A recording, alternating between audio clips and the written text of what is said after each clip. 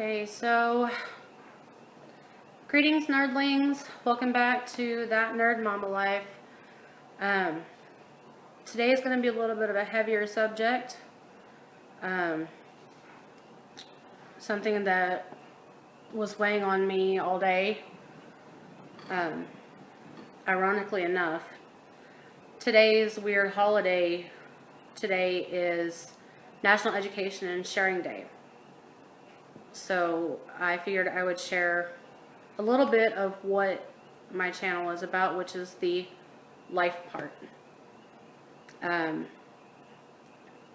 My husband is a disabled veteran with both physical and mental health disabilities. Today we're obviously from the hashtags, we're going to be talking about mental health. My husband suffers from PTSD, anxiety, and depression.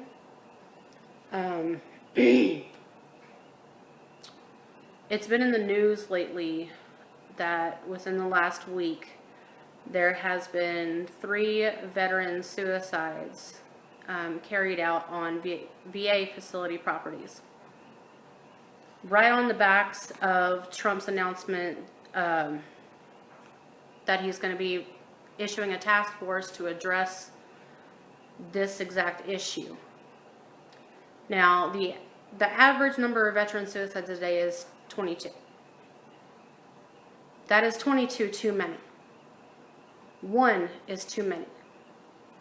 I read the New York Times today that there was a study conducted from 2017 up until the present, and there have been 260 recorded attempts of suicides on VA facility properties since the VA started tracking it in 2017. Granted, 240 of them, VA staff intervened. What happened to the other 20? Did they just slip through the cracks? Did it just get ignored? What happened? It really makes me upset that people who have signed their life on the dotted line to protect us, to protect our country, are continuing to be allowed to slip between our fingers. So, how do we help? How do we help them? Well, the first starts with recognizing the warning signs. If you have a loved one in your life, or you yourself, there are 3 main components to recognizing if somebody is contemplating suicide. They'll talk about it. They'll tell you about ways they plan to do it.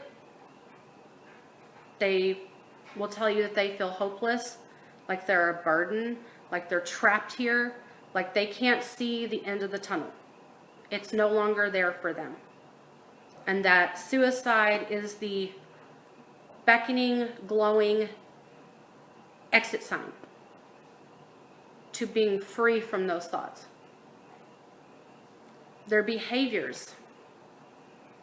You'll notice in a lot of people who are contemplating suicide, they will increase their chemical dependency.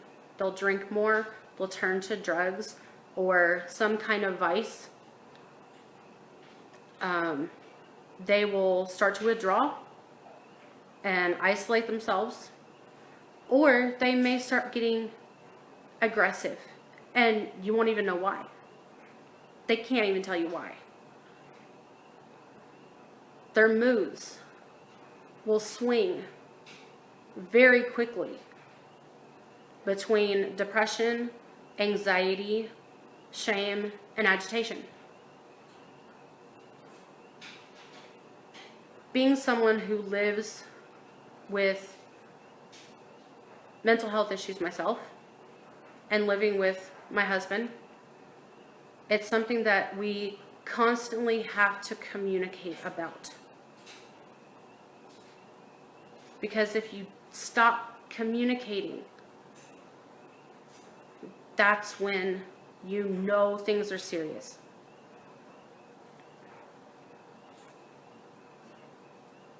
So, what's the other way to help them? Talk to them. Make sure they know that you are there for them.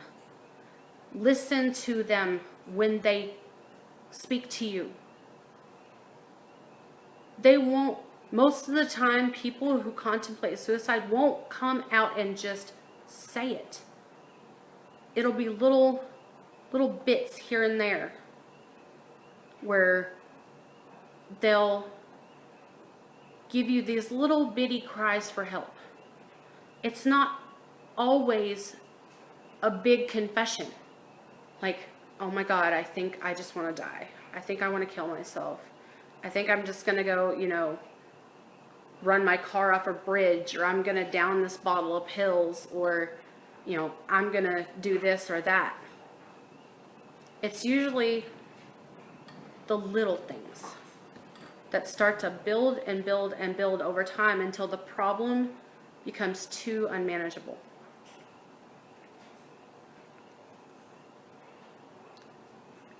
You have to get to them before it gets to that point. You have to listen to them.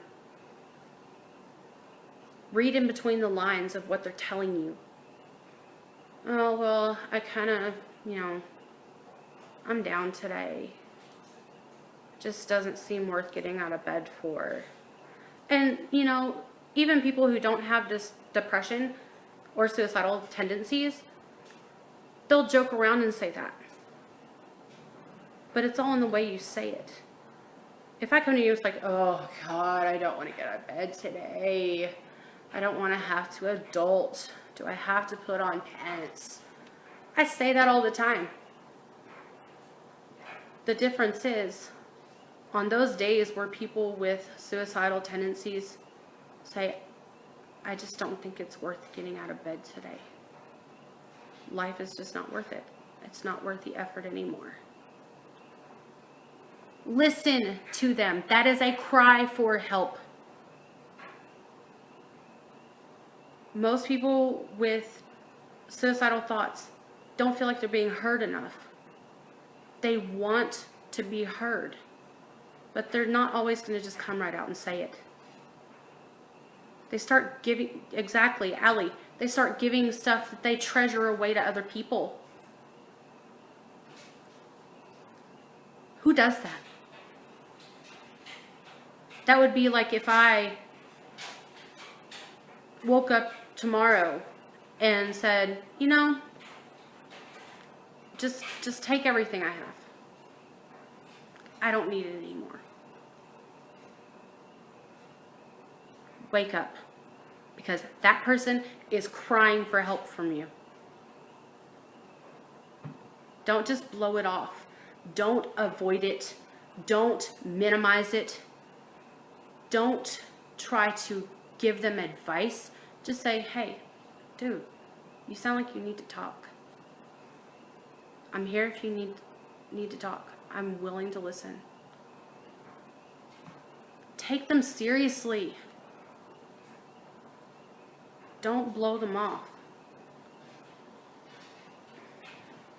And when somebody comes to you and says, I think I'm having suicidal thoughts. My head is getting too dark. I don't like where my head's at. I don't like this space in here. Stay with them. Encourage them to seek help. Help them get help.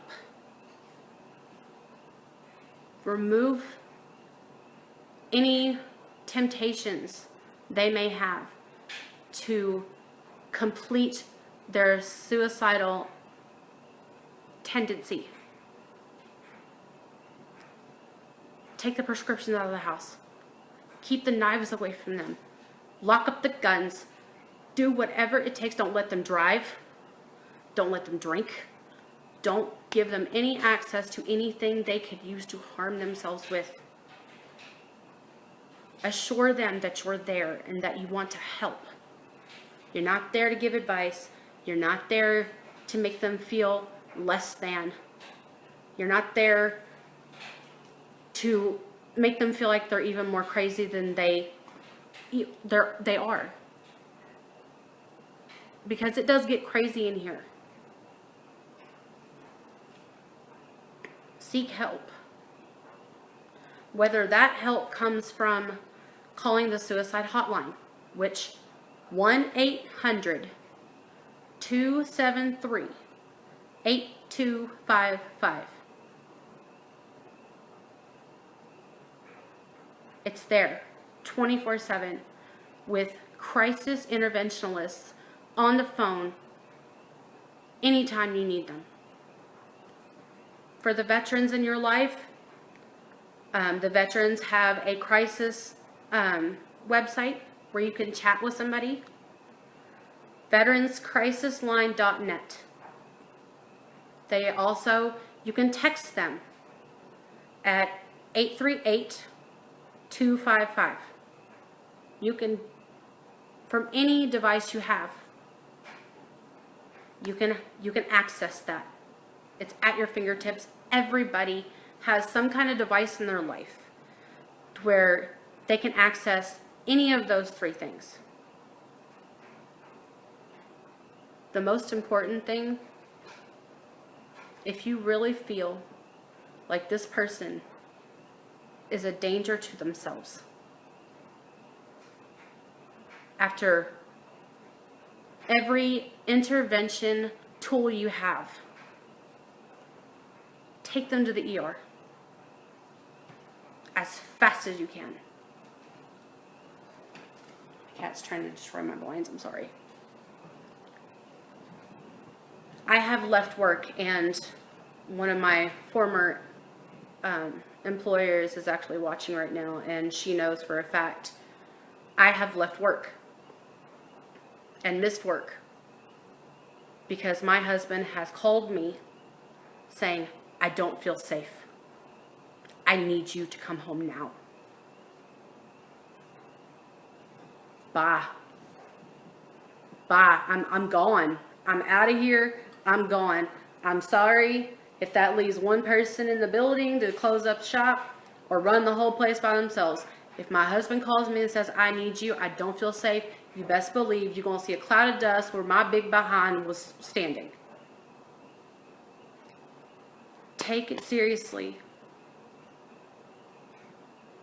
That night that I left was ironically the day before my birthday. And I was at the VA ER with my husband until probably about 3 a.m. when they finally admitted him. We got there at around 8 p.m. It took them that long because the VA here in Arkansas shares one therapist, one psychiatrist with the neighboring local hospital. My husband had to wait that long for her to get done over at the civilian hospital to come to the VA ER.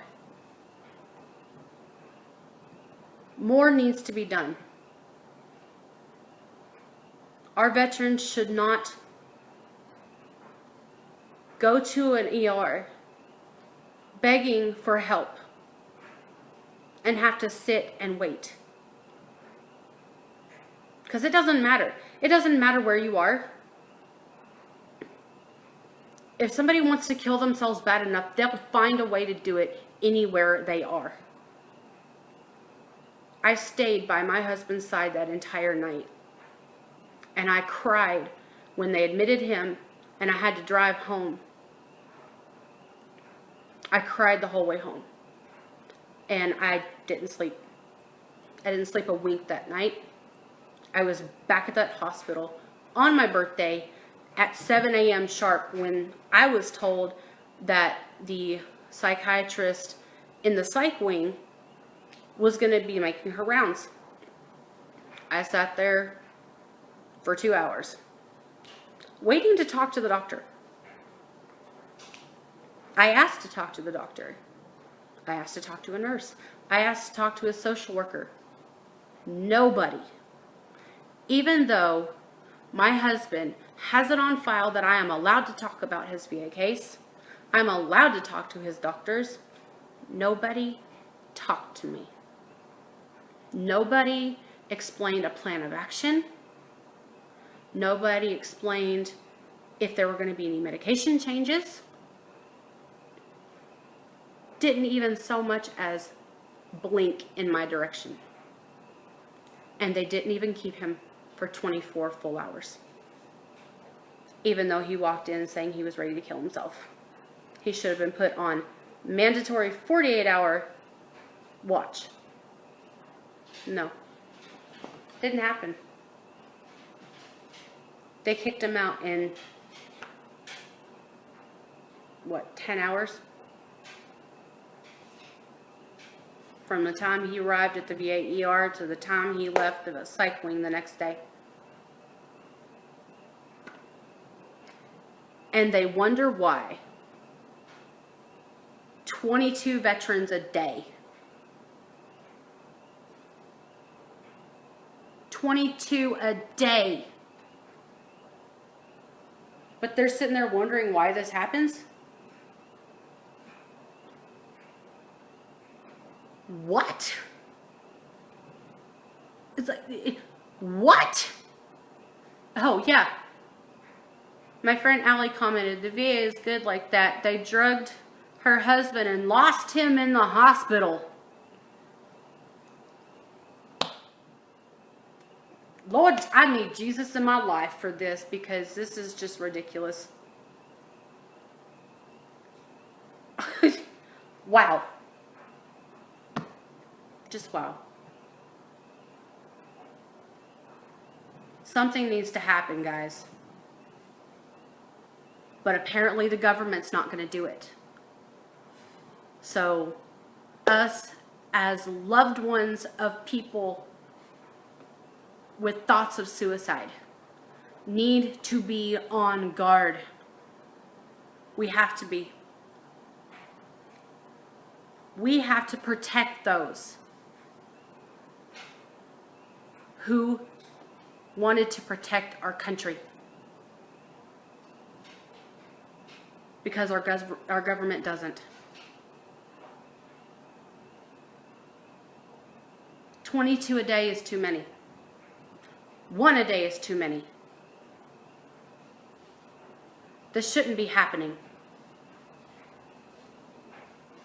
I could go on all day about my frustrations with the VA. People who know me outside of this, they know how long we've been struggling with this.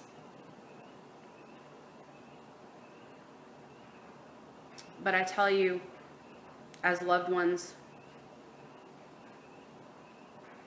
tell the people in your life that you love them and that you're there for them every day.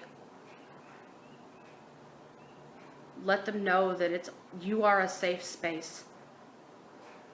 You are the soft pillow that cushions them from the hard fall. It just might save their life.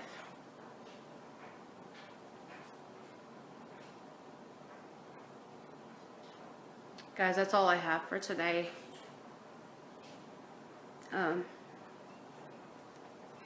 Please, I'll make sure to put all of the information for the different contacts for the suicide prevention in the comments. Share this video with someone who needs it. Share the information with those that might need it. This message needs to get out. And in a bad way. I love you guys so much. as always, guys, stay nerdy, love each other, appreciate each other. I'll see you guys tomorrow.